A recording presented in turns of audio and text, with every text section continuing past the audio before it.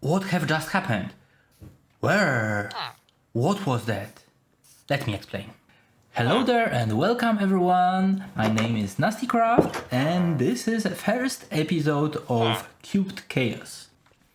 So what is a Cubed Chaos? Cubed Chaos is a Minecraft community network that I joined recently. They have their own Hermitcraft-like SMP server and as you could see, they have even a decked out. What you can see here is a map of a shopping district. It's huge. This world was created by Lux over 7 years ago, and there are no plans to start all over again. So everything that is being built is kind of stays. On the server there is also a Funland where Decked Out and all other mini games are available to play. Both server and the community are only for 18 plus and consist of people from all over the world. Everything here is based on trust. This comes from actually that you will pay for things you purchased to actually following the rules within the mini games. If that sounds interesting and you would like to join this community, below you can find a link to a public Discord server where you can submit your application. So here I am, a new start, new beginning. And as you can imagine, there is plenty of things to be done. So let's maybe do a short recap on all the basic stuff I did to set myself up. Best place to start everything I think is my base location. So let's go through this nether tunnel to the village lagoon where my base is located. Let's hop into this portal. So here we are and here is the portal I came through, and next to it actually is a place where I had my first death. It was funny because it was just in first few minutes after I crossed it. There was a night and I was killed by skeleton. And this is the whole village, which as you can see is on an island. And with a magnificent view here in front, I think it would be a port.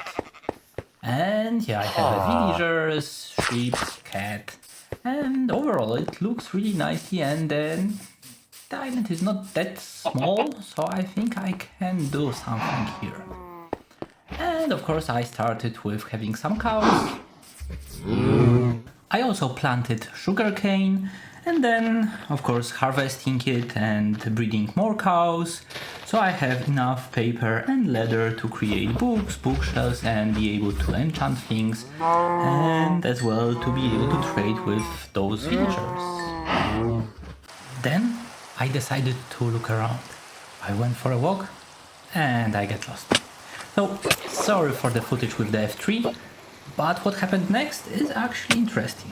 As you can see, I already have 2 hearts left and I'm running away from a trader guy. Looking for a place where I can hide and trying to move away from all the tridents being thrown at me.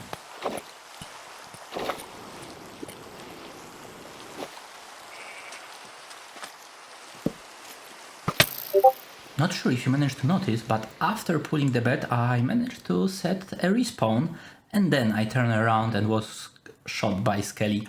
I was scared and it happened all so fast that I was really afraid that I lost all my items. Hopefully I respawned next to all of them. At this point I knew that I'm not ready for more adventures and I returned to my base. Then I mined a bit of iron and entered an iron age, which of course doesn't last long. I chopped a lot of wood, I harvested sugarcane and I bred even more cows. Then I went mining and finally I found my first diamonds. With those resources I crafted first the diamond tools and then I prepared a place for enchanting. I also set up some villager trades, fortune tree and mending, and this way I was ready to go back mining. 1, 2, 3, 4, 5, 6, and 7. 8, 9. Now I have enough diamonds to create armor set, and it's time to actually work with villagers. It's a tedious task of putting the lectern and destroying it and back and forth until I will find all the enchantments from those librarians that I really need. It took a hell lot of time to actually set up all the traits for all, let's say, basic enchantments. Still, those cost quite a lot of emeralds and I can't afford them. So I thought maybe it would be a good idea to zombify those villagers and cure them. And for that I need some blaze rods, so I went to the shop.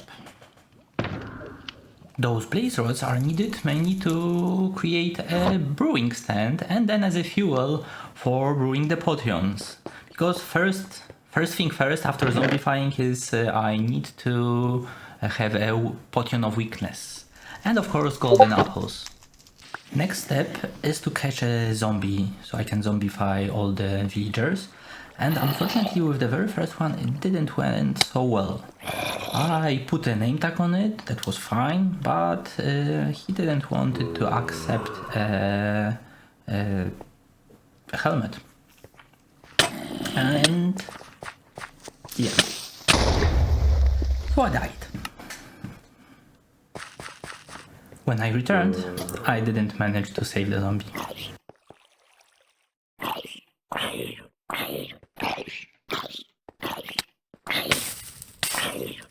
The second one, it went really smooth. Come. Okay, trapped. Please take it. Ah, perfect. Okay, so let's run the minecart. And hop in. What? Come on, hop in. And maybe this way? Okay. Let's stop him here.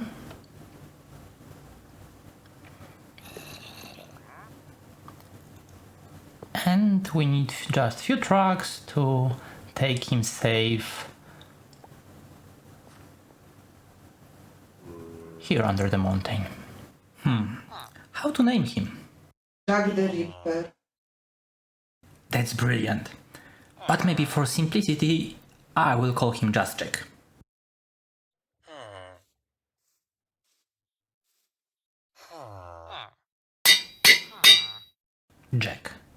Jack the Ripper.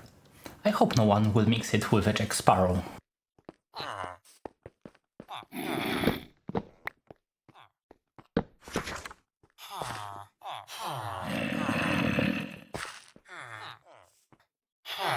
It's time to unleash the Jack.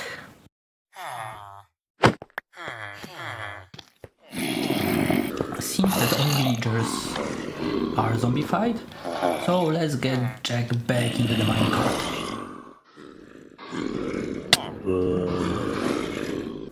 I already prepared a splash potion of weakness and also a few golden apples. Now let's just make sure that we splash all of the villagers.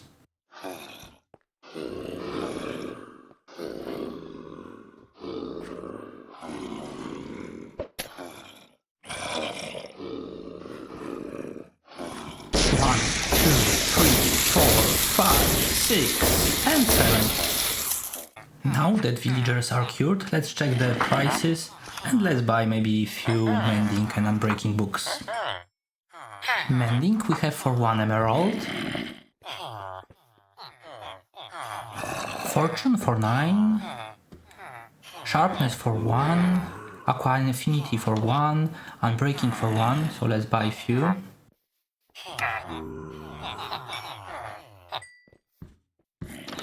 And the last book, Efficiency 5 for 37. Then I put all the unbreaking and mending enchantments on my tools and armor, and I was actually ready for a new adventure, so let's see what I found during it. During my journey I encountered a very old shipwreck. was covered fully with dirt, grass and sand, but it seems to be well preserved, actually maybe even a whole ship. I started to dig, and after a while I found the first chest. Then I found another, and even the third one, in which I found a treasure map. I followed it and dug out a nice treasure chest. I also found a villager outpost and get a goat horn and an alley, but unfortunately I don't have recording. And here I found an invisible spider. I think it was the very first time I actually managed to find one. So I took a screenshot. I think this is a really good start, and from the basics I think I achieved the most. So maybe it's time actually to have some fun and play a bit of a deck out. My base is located in a South Q village, which is far away from the main city center and the fun land where the deck out is located. So unfortunately I have a longer trip to get there. That's over 28,000 blocks. You can imagine that I'm not traveling frequently back and forth between those two locations. So, having a little time, let me maybe explain what the deck out is. It's a game within a Minecraft that was created by a Tango Tech during Hermitcraft Season 7, and what actually, how it works. So mainly you are entering a dungeon and you are looking for some barrels to get some loot. You have a compass that is leading you to some token for the loot boxes, and you are trying to avoid the Ravagers and maybe other mobs. So it's a kind of a fun thing, and each game you are playing can be slightly customized, because at the end of each game you can get one of 3 cards that may influence your gameplay.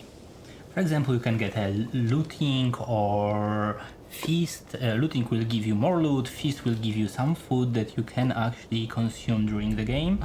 Or you have a Soul Seeker. Soul Seeker. There is also a need of putting down a Soul Fires, which will then increase the level of a card you may receive at the end of a game. So you are entering each game, playing a little bit, trying to survive, and if you manage to get out and collect the loot box, then you are really happy and you are getting out and exchanging the loot token for some items that you can kind of collect them until you will have a set, and you are giving away those sets, which sets your point, and the game is kind of being played by multiple people on the same server. At the beginning of this episode, you witnessed my very first try into Decked Out. I'm calling it a try because, to be honest, I failed so miserably that I didn't manage even to enter the dungeon. I hope that my next attempts will be much better. But to actually have an attempt, you need to have a dungeon key. And at the beginning, you are starting with just 2. So before my next round and before using the very last one, I would like to get more keys, and there are ways to do it. One of them is actually the keys most probably are distributed somewhere into the shopping districts, and it's a kind of a treasure hunt to find them. Also, approximately every 6 hours there is a button that you can click and get a key. I decided to wait for the button. So you start to walk, and you are walking until you get tired. So then you take a book and you start reading page by page, and after a while the time passes and you are getting sleepy, your eyes are getting tired, your head becomes heavy and heavier, and then you fell asleep.